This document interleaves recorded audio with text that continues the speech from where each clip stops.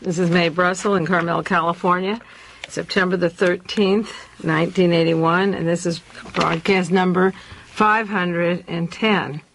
For the past several years, I've been listing off a series of names on these programs for 10 years, going back to the Nazi connections to the assassination of John Kennedy, and the oil interests, and the various factors, the factions that were behind not only the murder of John Kennedy, but of hundreds of people, even thousands of people around the world, politicians, actors, musicians, people in public life, people who knew too much, witnesses to trials.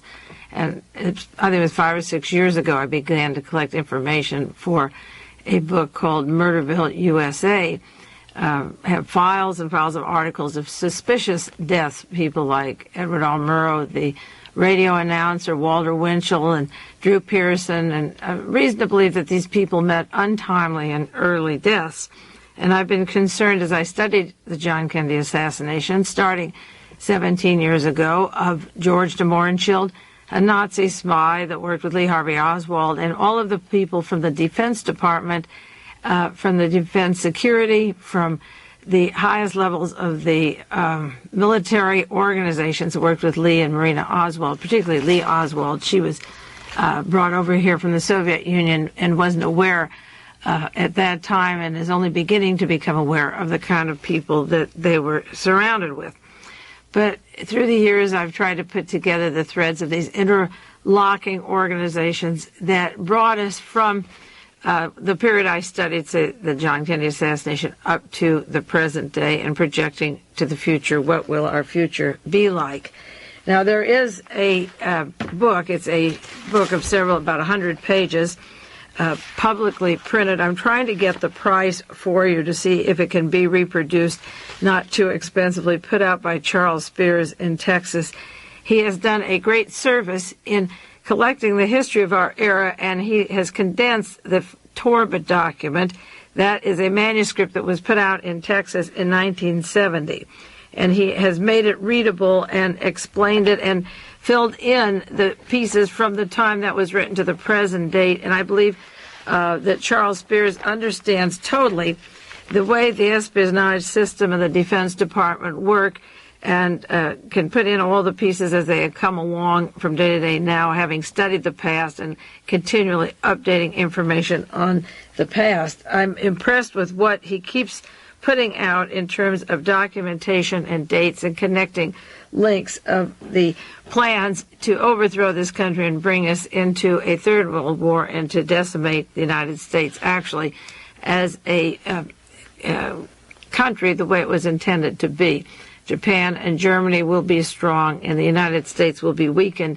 And this is being manipulated outside the country, and particularly in South America, Africa, Southeast Asia, and from Spain and other countries around the world. The problem with the United States isn't the Soviet Union, that large landmass. I don't believe it ever was. I believe it was the seeds of Nazism that were planted after World War I and continue right through the present day. Another person who seems to understand the bits and pieces of this puzzle I'm terribly impressed with is Jonathan Marshall in San Francisco. I mentioned for your researchers the newsletter that he gets out now called Parapolitics USA, and you can get the address from me and write to him, 1633 California Street, San Francisco, 94109. His subscription is $25 for 1 year, but he just sent out a section from August of this year, and it is packed filled with information that it would be hard to accumulate and get from a lot of other newspaper stories, and it is very, very valuable for people putting the pieces of the puzzle together who want to really find out what is happening to this country, not in the terms of that Band-Aid society of solving one problem at a time, but really getting into the interlocking connections. I'm going to mention a few sections from Parapolitics later in this hour by Jonathan Marshall, and they're just amazing. He covers in this section a few pages on Reagan administration scandals, and he's got one organized crime figure after the other.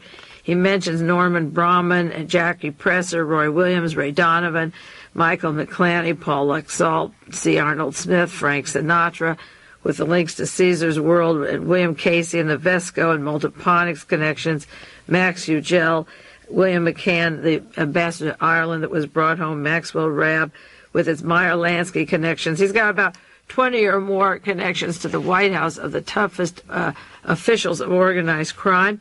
He's got sections on Michael Sindona, the financier of the Vatican, that brought the Vatican into bankruptcy. I read today that they're going to start explaining their finances to the people. They're losing $30 million a year. And this was done purposely to break the back and the stronghold of the Catholic Church. Michael Sindona and the P2 scandal, and he brings in the Reagan gang that helped put Reagan into office, linked to Licio Gelli in Italy and John Connolly, and a whole combine that would go back to the Kennedy assassination, but they're involved in breaking the Vatican now. They're not satisfied with the other murders, but they're trying to break the finances and the backing the Vatican had. Then there's a large section on Turple, Wilson, and the Nugan Hand Bank. I'll read some of that to you and outline it, if not tonight, on other programs. Very, very valuable information on these people. Then on neo-fascism, terrorism, and mercenaries, organized crime and gambling. He's got the Wilson, Turple, Shackley, the company, the CIA. It's just filled with information. I can't even begin to list off the names of people that are in this newsletter that he has. And if you can afford $25 a year, get it. If you can't, I'll outline in the weeks to come some of the most important stories. One item he has, a section here, is on the Friends of Michael Sindona, written by a Kevin Coogan. I'm not familiar with this person. And it has to do with the OSS at the end of World War II. That's before we had the CIA. Had a document involving what Italy and England were to do when the war was over. Now, the war in Europe wasn't over against Germany and Mussolini until April 1945. But on October 24th, 1944, the Office of Strategic Service, OSS, distributed copies of reports they received in Rome from a member of the Communist Party that they passed on to the OSS. Members of the Communist Party got these documents that they gave to the OSS that allegedly was to protect American interests, but at the time, Mr. Donovan of the OSS with Alan Dulles was in Switzerland making deals with Reinhard Gehlen, Hitler's chief of intelligence for the Eastern Division, the head Nazi, and Mussolini's fascists. They were making deals to prepare and arm against the Soviet Union. This was in 1944, and this document begins, it was just declassified in 1975, it begins this way. It is reported reliably that the reactionary monarchist forces, which in alliance with the highest exponents of Italian plutocracy, the industrialist businessmen and large property owners and shareholders, are beginning to fear that their personal safety and that of their capital they're about to gather their strength into a new organization under the direction of the Italian Grand Orient. And this became the P2, the Lucio Gelli scandal that is breaking right now, and Gelli is in hiding. He had worked with Franco in Spain, with Adolf Hitler, with Mussolini, and Lenin with Perón. But the Italian Grand Orient began an organization deciding in 1944, with the approval and probably the aid of the British Universal Orient. The problem of the organization would be to act upon international and internal diplomacy to control the governments that would follow when Mussolini fell, and eventually overthrow and change any government which would be favorable to the communists.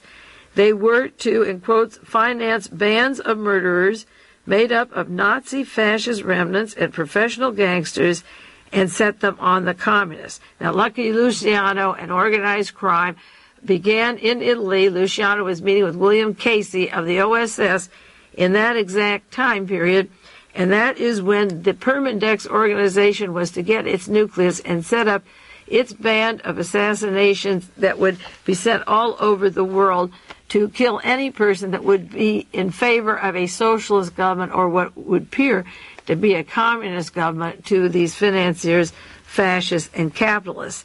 in Charles Spear's opening statement of his short, it really is a book-length amount of material, Chapter 1, he begins with Permindex and its 5 subsidiaries.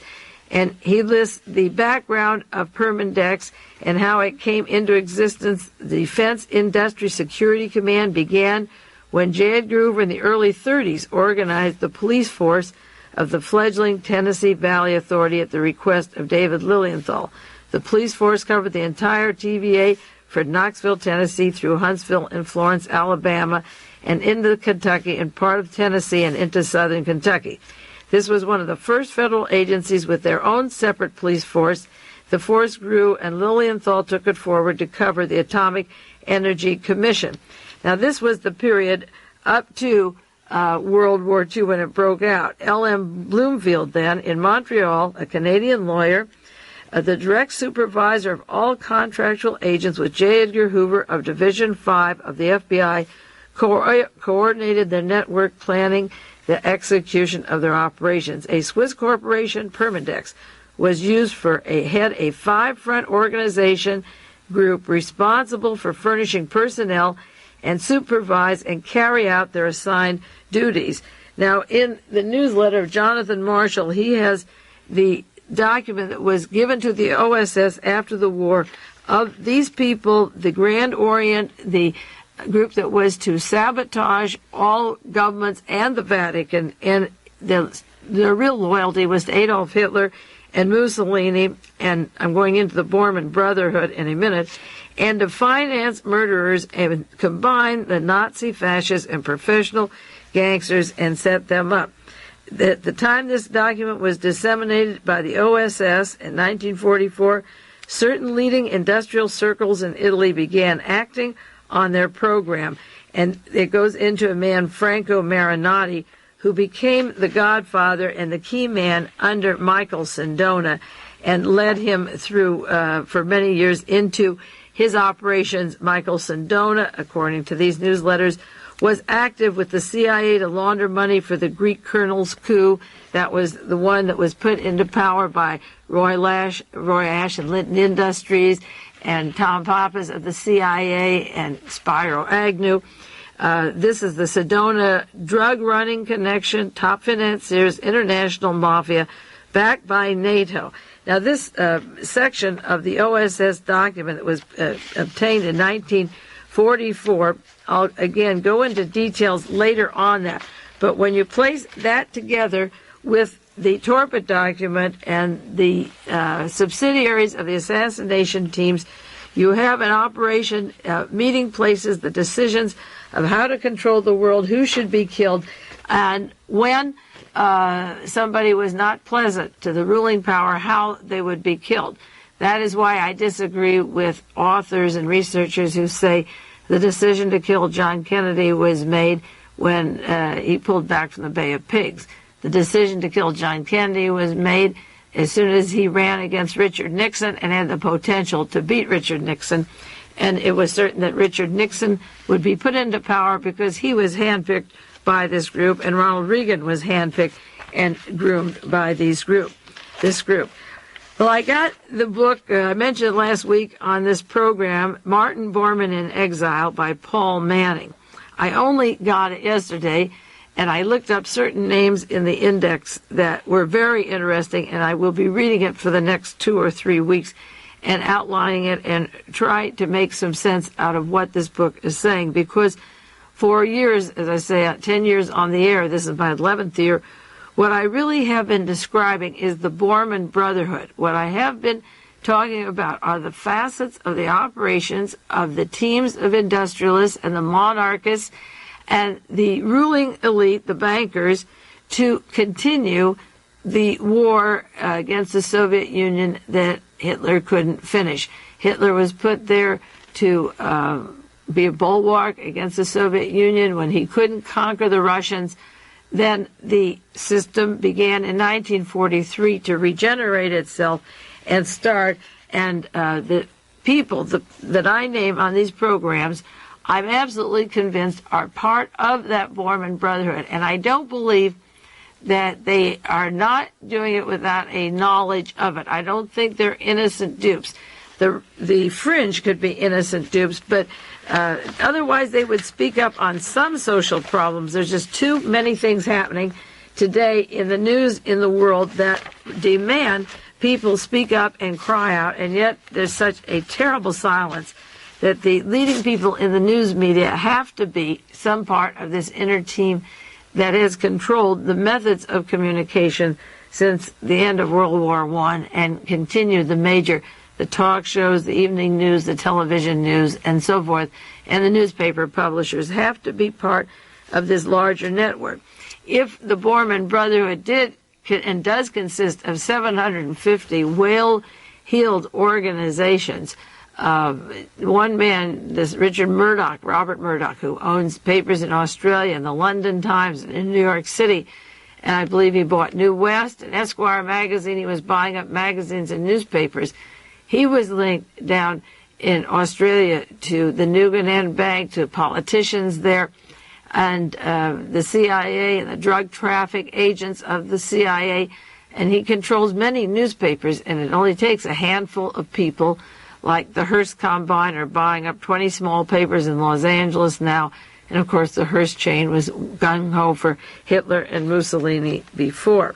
Now, I took some of the articles this week, particularly the one that was in the New York Times, September the 6th, 1981, and I laid them all out and tried to make some sense out of what these people are saying, such as Seymour Hersh or Jeff Gerth or Philip Taubman.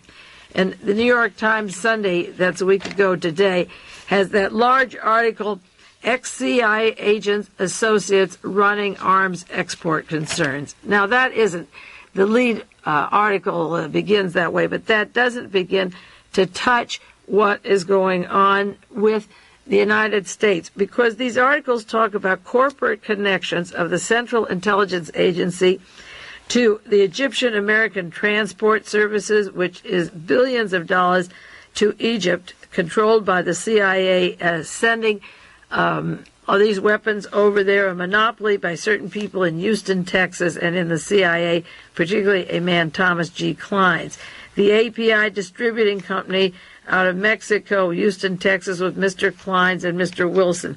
There's a System Services International Incorporated with Mr. Clines and Theodore Shackley. The International Research and Trade out of Bermuda with Theodore Clines and Thomas Clines and Theodore Shackley. And these men, again, are linked directly to funding the money into the Australian Nugan Bank, which is the largest heroin operation in the entire world and is totally controlled by the CIA. They have a company called the Research Associates International, run by Mr. Clines with Theodore Shackley as president. Systems Engineering International Corporation, SECO, another company. Now, the companies they have go on and on and on, and they're CIA links. American Electronics Company from Pennsylvania and Virginia supplies the operations to send weapons to Khadafy over in Europe, or to Idi Amin and to the PLO and the Irish Republic. The CIA Scientific Communications Company out of Dallas, run by Joe Halpay. CIA Agent William Weisenberger, Chief Technical Services Division, sending exotic weapons. And Thomas Clines and these various characters high up in the intelligence community. Now, I try to analyze what it is that is allowing these people, the military people from Fort Bragg, the Army, the Green Berets, the weapons, why are they sending all of these weapons to Khadafy? If he is so dangerous, if Idi Amin is so bad, why is the CIA, why is the Defense Department sending it, why is the Justice Department prosecuting? They're directly linked to the Alpha 66, to Cuban assassins. In fact, CBS News finally had a news story this last week on Mr. Clines and Mr. Edwin Wilson and Frank Turple and Rafael Quintero, a man who sets up assassination teams who works for Mr. Clines in Texas. Now, if Khadafy wants to murder a Libyan in Egypt, which he wanted to do, why does he go to the United States CIA to get 3 anti-Castro Cubans, one the president of a CIA corporation in Texas, Dallas, to go to Egypt to kill this person? It seems to me with unemployment or inflation or problems over in Libya, and with the mind control programs and the terrorist training and the billions of dollars that they bought in equipment and bombs and satchels that blow up and cigarettes that blow up, why does Khadafy use CIA people to do the dirty work or to try to kill a man over in Egypt? And why do the anti-Castro Cuban CIA report back to the CIA on the job they're supposed to be doing for Khadafy over in Libya? Well, if we spend a little time in the next years, future years, reading up on Khadafy, reading up on Sadat, which I had done at one time, maybe the answer is more in who is Khadafy, who is trading with him, what is his real role, and how does he get his power? How does he ask the CIA agents for assassins, and then they report back to the United States? Why are they doing that for him? How come the CIA, FBI know who he's going to kill, and so forth?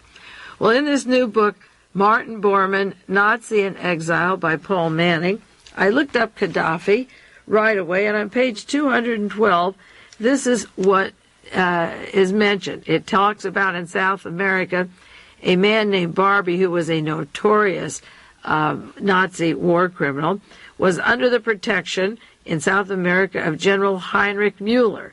And those of you who study Nazi situations know Heinrich Müller. And in some circumstances, Barbie and Müller worked for the Central Intelligence Agency, so the sponsorship was impeccable and incontrovertible. Müller never leaves Latin America, or not very often, but his agents in the Bormann Brotherhood, and this is the group that have continued the Nazification of the world with unlimited money, all kinds of gold and money and counterfeit money, and forged documents and narcotics traffic and banking money and control of Chase Manhattan and other banks, the Bormann Brotherhood. But Müller, according to this book on page 212, doesn't leave Latin America often. His agents roam America and Europe, but they're provided with protection by other leaders in exile who manage to travel to Madrid, Sweden, Switzerland, France, Italy, or North America. And they've been known to take on lucrative secret police assignments. Now, his agents, Mueller's agents, are provided protection by leaders in exile, and they travel. Does that remind you of Mohammed Majah, the man who shot the Pope, who belonged to the Grey Wolves, the Nazi group out of Germany and Turkey, who went in and out of countries and into Spain for 3 weeks before he went to Rome to shoot the Pope? They have people in each of these countries and more who help them and take on the assignment to protect them. When Colonel Nasser became president of Egypt, he asked for CIA assistance in establishing a similar organization such as the CIA in Egypt. At that time, Nasser's assistant, and I'll go into that more, was Sadat, who was a member of the Bormann Brotherhood also. And I believe that Nasser died young and was murdered, and then Sadat came on. But when Nasser was the president of Egypt, he wanted CIA assistance. The CIA didn't want to become involved with Nasser right away in Egypt, so they referred him to General Reinhard Gehlen, who was chief of West German Federal Intelligence, which was in fact maintained by the CIA. This is Hitler's chief of intelligence. Gehlen then passed this question on. They say he ducked the request, but he went to Hallmark, who was Minister for Finance for Hitler, and approached him, and Otto Skorzeny, who made his headquarters in Spain, he didn't want the assignment either, but he was the son-in-law of Hallmark, and he was living in Spain and also in Dublin, Ireland.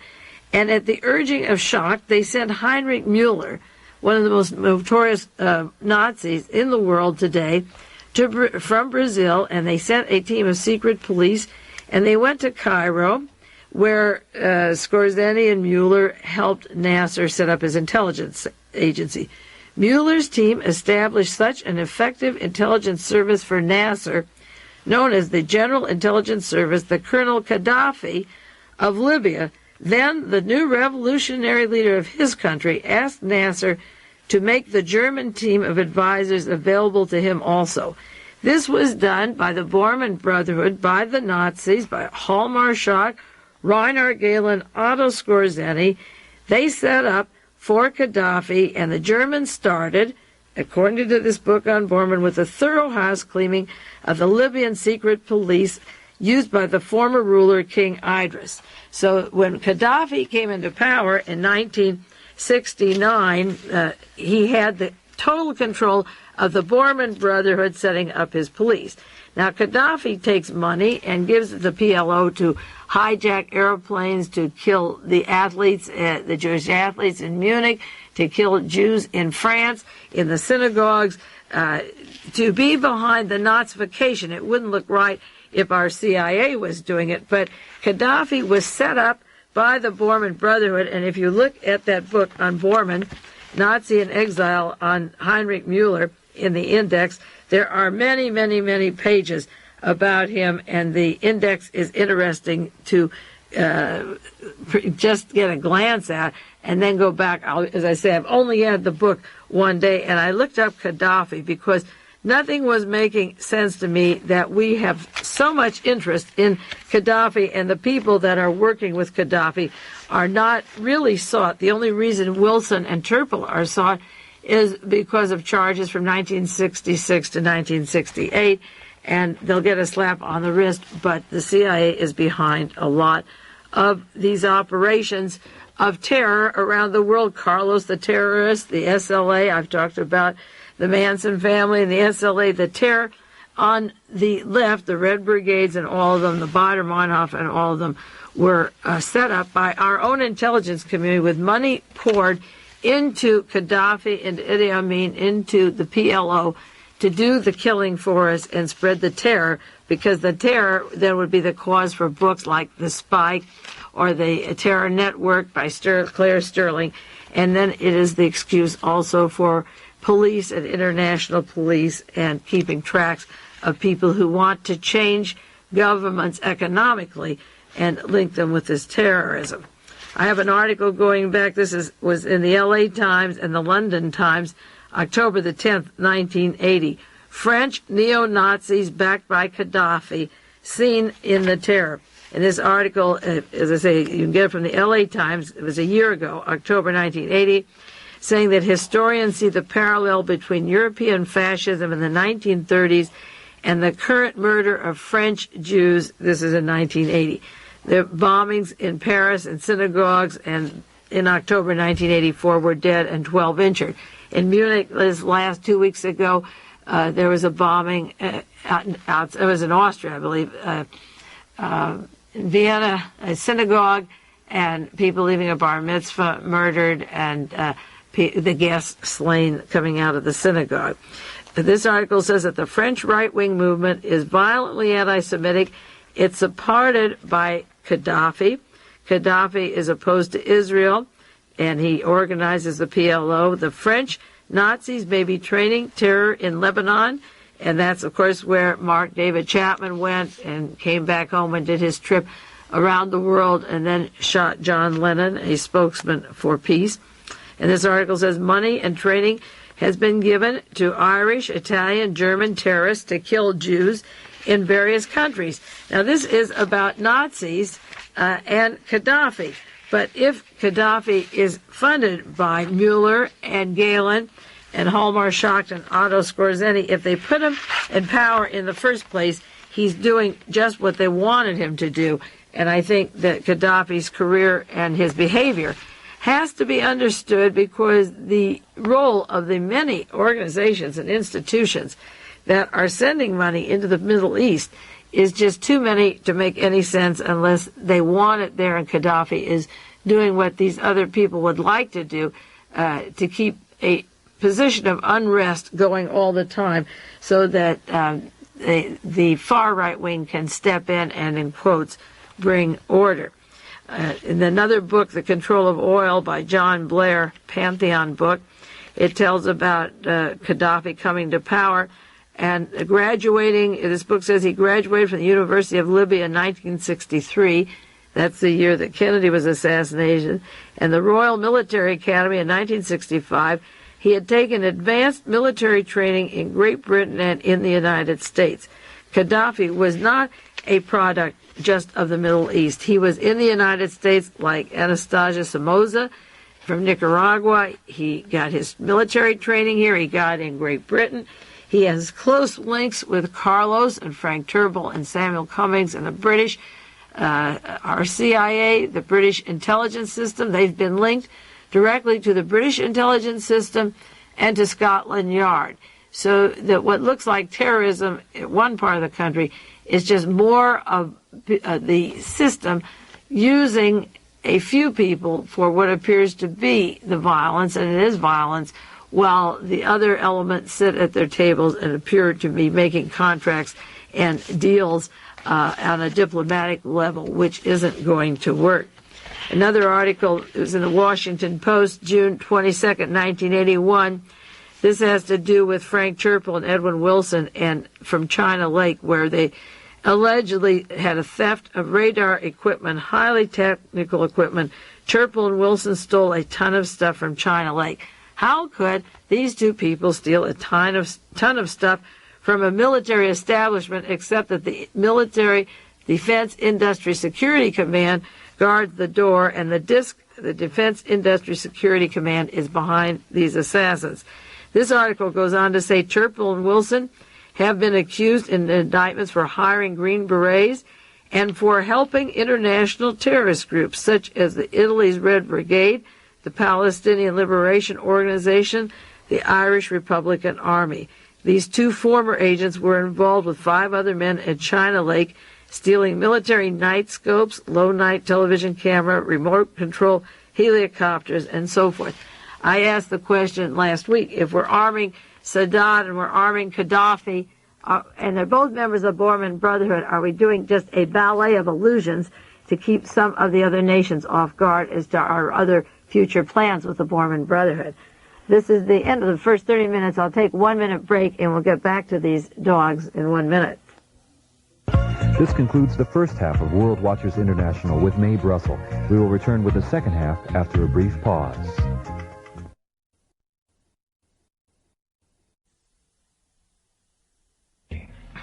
I usually don't make local announcements on the broadcast because go out to other places, other cities, and far away. But locally, if there are people going to Diablo Canyon this week who need care in the local area for taking care of pets or watering plants, they say they can plan to be arrested. You can call me, and I'll help out if you want in some way. If you don't get back and you're in jail and you need something to take care of in terms of mail or house, I went down there 2 years for the demonstration, but I'm too coward to be locked up right down there in San Luis Obispo right now. I feel what I'm doing here is just as important in getting to the roots of what is happening. You see, if you're fighting the Bormann Brotherhood, if you're really fighting an organization of dogs, and I mean dogs, who have been planning killing, to make wars, to have a budget of $1 billion a week of nuclear weapons. That is the budget right now. I heard on KGO coming over here, 2 men were discussing the Soviet Union and the United States to keep up with each other in terms of nuclear weapons, and the machinery to make them and increase the supply is about $1 billion a week, which is $52 billion a year, for nothing except to blow up the earth. And you have to go back to the mentality of who were these people that came over here. The rocket scientists, Werner von Braun and Dornberger, Walter Dornberger, and their 500-600 members from Project Paperclip. They said if we have the satellites, we can have lasers to come down and scorch the earth. We can instantly kill a single person from up there. We can have war from up there. Whoever has a space controls the world. And it's been a bitter fight not to increase the green belt, to make life better, to have recreation, to have housing, to have health plans. Every bitter cent is going into this terrible insanity. And I personally feel that the younger people who have the energy to go to Diablo Canyon should also be working in some way along the field that I'm doing, either with me or with other researchers who are doing these things, and maybe protest when there's the World Affairs Council here, or meetings with public figures. We should be out there maybe every weekend with signs around the federal building with names of these people so that they know that we know who they are and identify them and ask them either to speak up or explain their links to the World Nazi Organization. The link of Richard Nixon to Project Paperclip and the Nazis. I wrote about that in 1972 at the time of Watergate. And Howard Bloom wrote a book, Wanted Search for the Nazis, where he goes into Nikolai Malaksan, Richard Nixon's office in Whittier, An Excuse for a Dummy Front, Western 2. This story of pollution, of ruining the earth and everything around it is more than a single company like Pacific Gas and Electric Company.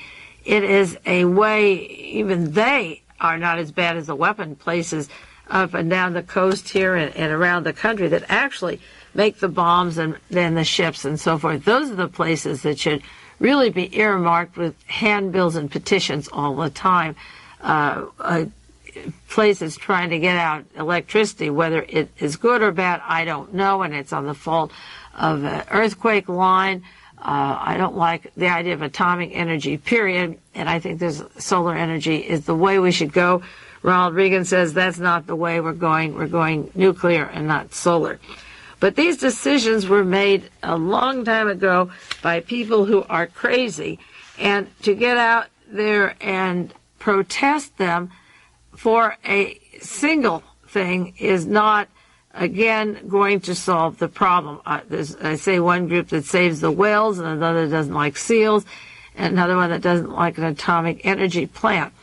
The problem is bigger, and the way that the people in Russia got rid of the czars and the pogroms and the oppression, or had a revolution, was to sit and know the issues, know where they want the money to be, where the production should be in the hands of the people, what they expect from a government, what they want in terms of change. If they went out on the street and sat in front of the czar's castle, they were gunned down. It's nice to be visible as a body, but a real revolution takes a lot of hard work at home. And these young people don't have the willingness to sit and discipline themselves to, say, read one book, even as the Marxists did. They sat with Karl Marx and read economics. Whether it was the right answer or not, I don't know. But there was a discussion and a discipline in every village and hut. And they had to sit there because they were desperate and against the wall and figure out what move to make together. And to sit on the grounds of a nuclear plant for energy, Pacific Gas and Electric, is okay, but where the weapons are made, Ames Research and the satellites that are going to scorch the earth, that's where the demonstration should be, and they really should be there all of the time. Every day, every weekend, as close as you can get to them, and not a one-shot thing once in a while. Well, so much for that. I didn't mean to get off on that subject, but I do feel very badly when I see, as I say, these single issues come up. Our local paper had a full-page ad with the names of about 200 people that I call them the local liberals. I know the names, know some of them personally, or know their names through the years. I've lived up here almost 18 years. And I call them the local libs. And they signed a petition against the right to stop abortions. Men and women signed it, and I guess they're to send it to Washington. And the women should have a right to decide what happens to their body. If it's rape or incest or whatever, they should be able to have the abortion if they want it. And a few people shouldn't determine for them what they should do with their own body. So there was a lot of energy, a lot of money put to full-page ad in the paper this week.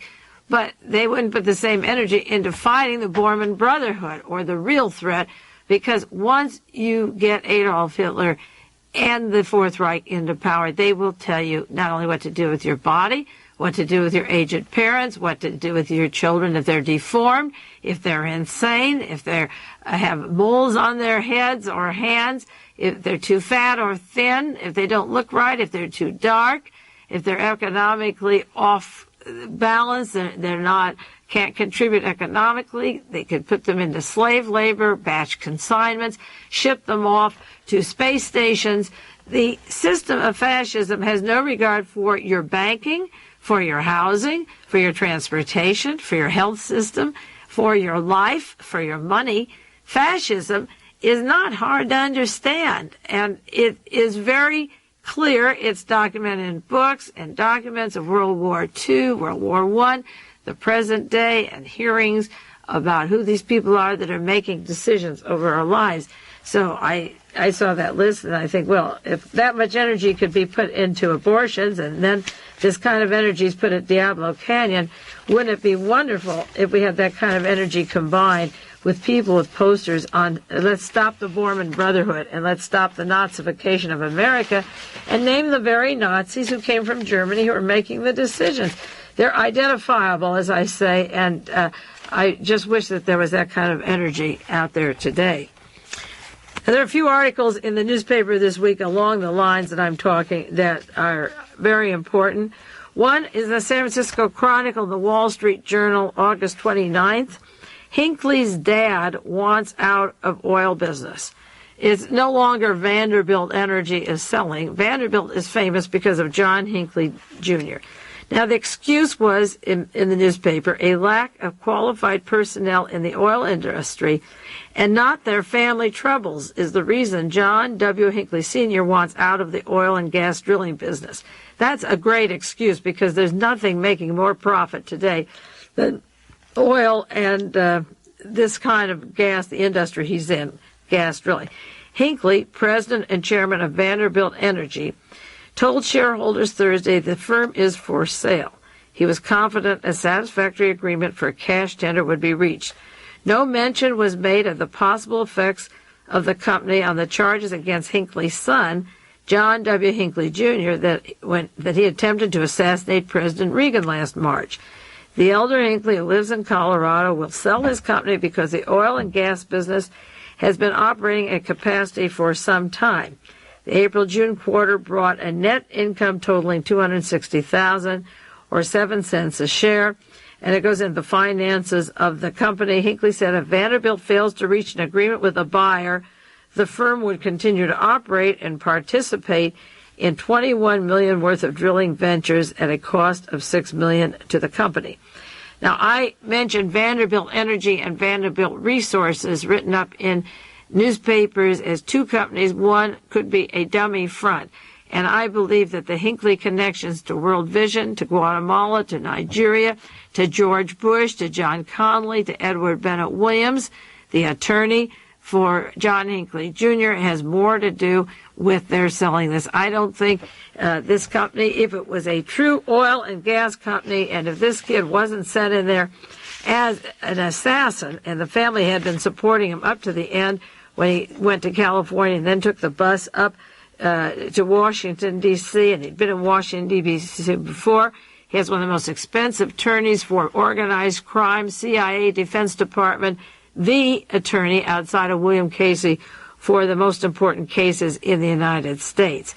His dad, if he is a CIA front, if they are working with the Defense Department in Cambodia, if they are using their church organizations as fronts, they have to get out because they would be too obvious now and visible, and they would have to sell it. The whole world would be watching Vanderbilt Energy, and Vanderbilt Energy is for sale. Now, a continuation along that line, because the common denominator of Vanderbilt Energy is, and many things I've talked about, is Edward Bennett Williams, that notorious attorney, and John Connally, and the Texas oil people.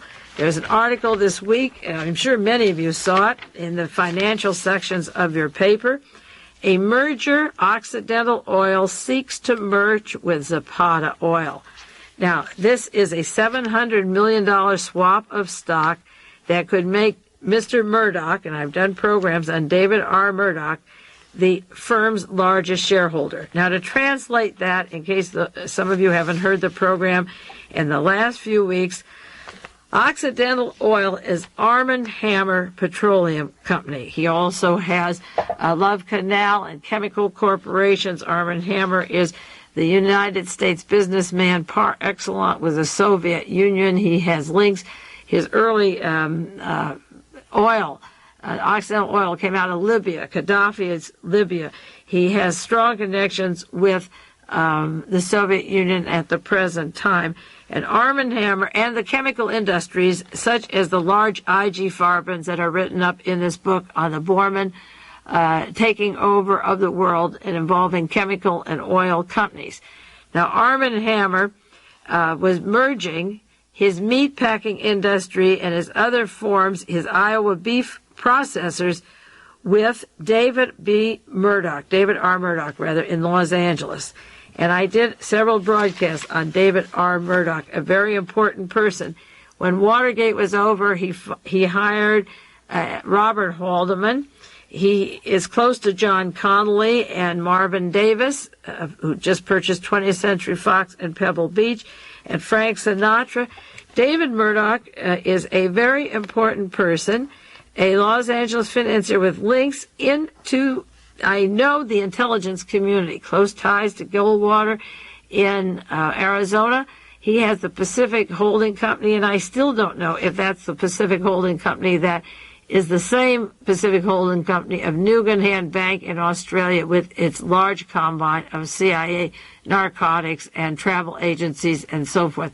I haven't been able to find out if those are the same name for two companies or whether they just have a lot in common. Now, Arm & Hammer was one of the largest financiers in the United States, and working with David Murdoch in Los Angeles with Robert Haldeman and John Connolly, and again, Edward Bennett Williams, attorney, Williams represents John Connolly, are going to merge with Zapata Oil, and Zapata Oil is George Bush. At the night that Reagan was shot, George Bush, his son, had a date to have dinner with John Hinckley's other son. They were socially compatible. They are from the Houston, Dallas, Fort Worth area, links to the oil engineering industry and to Colorado. There is a combine here that is terribly important. And this week, the idea that George Bush would merge his Zapata Oil with Murdoch and Arm & Hammer is very fascinating, because Bush is a fellow that covered up the murder of Letelier. He was vice president. He's vice president now, but he was director of the CIA and had links with the intelligence community so strong that he was covering up the political assassinations coming out of Chile, Colonial Dignidad, the Nugan connections, the heroin traffic connections, George Bush, Zapata Oil out of Texas, combining with Murdoch and Arm & Hammer, brings out names that I have charts across a dining room table going up and down now that I'm trying to make connections of Khadafy in Libya with the Bormann Brotherhood, with Arm & Hammer,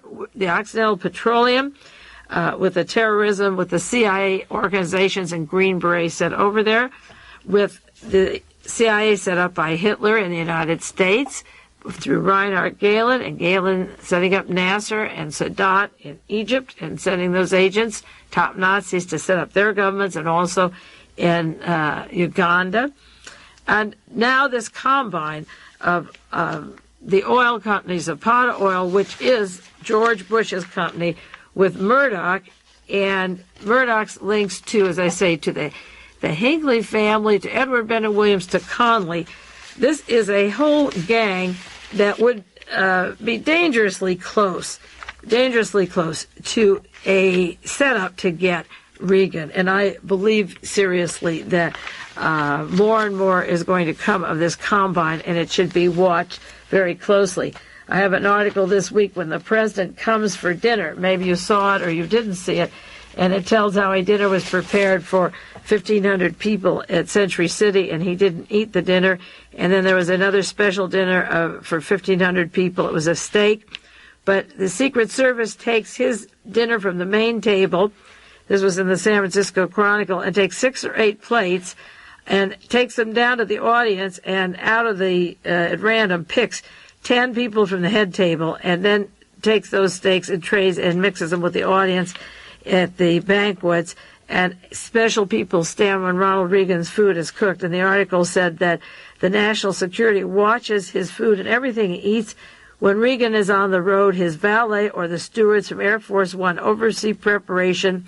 They know what he likes, but they're guarding against any tampering of his food. They're afraid he'll be poisoned. At the time of Watergate, when Watergate was escalating on CBS News, Face the Nation, this was in April 73, Lowell Weicker from the Senate committee accused Robert Haldeman, who now works for David Murdoch, of covering up a crime. He said, now the time has come for the Chief of Staff, Haldeman, to step forward and explain it's absolutely necessary that Haldeman testify to the Select Committee.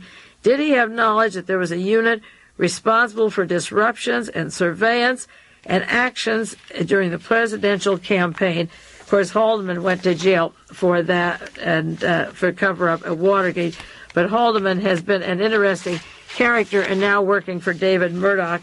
And Haldeman was overthrowing the government, actually, for his own purposes by allowing these teams to go into the Democratic office and play hanky-panky at the time of Watergate with the electoral process. Jody Jacobs had an article in the LA Times last week, a little name-dropping, she calls it. You already know Armand Hammer. He had a dinner party, and he gave it the 1981 Armand Hammer Award. Mayor Tom Bradley was there and Hammer's wife. And then it mentions Gabrielle and David Murdoch and Mrs. George Hearst and so forth and so on, the social list at the White House. In the book Martin Bormann, Nazi in Exile, I looked up Richard Nixon's name, and it refers to the Combine in South America, the Nazis that were very happy to have Nixon and Rebozo's control over Nixon in the White House. On page 275 in the book, it says, the German South American group had direct access to the Nixon White House through their representative in Washington, representatives. And as I told you, Nixon had brought in Nazis after World War II and then helped them get identities and go down to South America as part of the Odessa. This Bormann book says that they had representatives in Washington, and they were proud of the fact that Bibi Rebozo was President Nixon's closest friend, for Rebozo processed millions of their dollars through his Florida bank as part of normal commercial operations. They were also amused and flattered that H.B. Haldeman, Nixon's chief of staff, referred to himself as the Barton Bormann of the White House. Kind of interesting, I think. This combine of the Murdoch and Armand Hammer and Zapata oil is very, very interesting, and I don't know how many of these people will surface in the years to come and influence our politics throughout the state and the country. There was an article in the LA Times this week, our candidates are kings made like sandwiches in West Los Angeles. This was an article in the magazine section or Sunday section of the LA Times suggesting that presidential kings, governors, congressmen are selected like you order a sandwich. It tells about David Murdoch atop his building in West Los Angeles that I believe Robert Haldeman's father-in-law built for him. And David Murdoch calls in Republicans and looks them over, such as you buy garments at a fashion show, and decides which ones are going to run for governor. He selected Mike Kerb, of course, for his governor, and who will be the president and so forth. And the article went on to say that this is the way they shopped and got Richard Nixon years ago. And the article then goes on to say that it also ruined the Republican Party, that there was no party, and Nixon was handpicked by the Lincoln Club and the Howard Hughes Organization and Herman Perry from the Bank of America, the aerospace industry, a fellow from Navy intelligence who was in Long Island working with the Nazis to run against Jerry Voorhees. Murdoch is the kingmaker now in Los Angeles for the Republican Party, and you see your presidents do come from California, Ronald Reagan and Richard Nixon from this part of the world. And the kings, the kingmakers sit there and measure them and look at them and interview them and decide who is going to run your country way across the nation in New York City or overseas. This is how we decide the political level in this country. It's pathetic, but it's been going on for a long time. I did want to mention a little bit about Christopher Boyce, but I just have a few minutes. Christopher Boyce is getting his MK Ultra program of brainwashing in a federal mental prison. claimed the reason he left Lompoc prison. He tells why he escaped. It was in the paper last week. He was charged with, convicted with sending a message to the Soviet Union. He worked for a CIA front, the TRW Systems in Redondo Beach. That is a CIA satellite place working for the CIA, and he was supposed to have given information to the Soviet Union. The reason he says he escaped from Lompoc prison was that he was threatened by the Aryan Brotherhood, the Nazi party. The Nazi gang pulled a knife, and they were going to kill him. Why would the Nazis want to kill Christopher Boyce at Lompoc prison? First of all, that's sort of a country club prison. That's the fanciest place where Donald Segretti and the people that get a little slap on the wrist and go and play golf with a fairly country club environment here in California. Boyce had disappeared from the prison when the Nazis were after him. He claims in newspaper articles the last 2 weeks that the reason he was giving information to the Soviet Union was that he caught on to the Australian connections of the CIA to overthrowing the government in Australia. There was an article in the New York Post about why he gave away information. It said, Boyce said at his trial that he was a pacifist and that he was working at this defense plant, even though he was a pacifist, when he was provoked into his actions when he discovered that the CIA interfered in the affairs of Australia and other allies. And you better believe that. He claimed he had evidence that the CIA disestablished the government of former Australian Prime Minister Gow Whitlam. And there are CIA documents to prove how the administration said, go after Whitlam, we can't have Whitlam, and how they had deceived Whitlam about the operations and about the CIA operations at Pine Gap in Central Australia.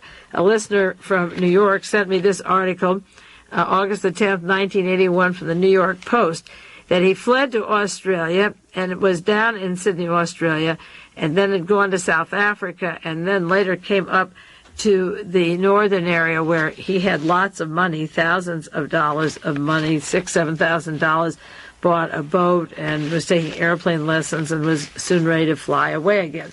Now, this last week, the charges were dropped against Boyce in a surprise move. The U.S. Attorney's Office said the complaint against spy Christopher Boyce was dismissed last Monday, and they will soon return him to the federal prison. He's in a mind control center now, and Christopher Boyce was attacked, according to his attorneys, by Nazis inside the prison. Now, anybody who catches on to the Bormann Brotherhood, according to this book, who is fingering them or has pieces of the web that are in the way of their operations is murdered. Now, if this is a worldwide organization that has gone on since the end of World War II and firmly entrenched, that would explain, as I said at the beginning of this program, studying what I called Murderville, USA, or worldwide murder, or the assassination teams that were set up by the OSS and with the permission of the OSS and the governments in Italy at the end of World War II, described in Permindex and described in the documents about Michael Sindona that I have here. And the Grand Dragon, the group, the Masons in Italy, their counterpart in the United States. The Galen Brotherhood has Licio Gelli in Italy. It had Reinhard Galen in the United States, and then they linked directly to Martin Bormann. Now, as I say, I just got this book on Bormann, and I'm going to study it very carefully. Then I'm going back again and read my books on Reinhard Galen. I've been very aware of these interlocking connections for, as I say, for 16 years. I got my Warren Commission hearings in 1964 as a Christmas present for my husband, and I began to read the Warren Commission hearings. And the Defense Department and the Nazi connections were apparent to me that as far back as 1964. Now, how much control does the Bormann Brotherhood have over the news media, over investigating committees? How bad is it? Well, for 17 years, almost every major researcher has negated the role of the Nazis and the oil people and the Christian Church the anti-Catholic element in the assassinations? Was it intentional, or are they part of the organization? We'll never know how many members there are to the organization if it's worldwide. We only know the effect it has on us every day, and it certainly does control what we do every day. Well, my time is up now. We'll be doing more on these interlocking links in the weeks to come. Get that book on Bormann, Nazi and Exile, and next week we'll put a few more of these pieces together and try to understand what's happened to this country and to the world since 1943, 1944, when they retrenched to take over the world again. This is Mae Brussell and Carmel. You take care, and I'll be back with you next week. This has been World Watchers International.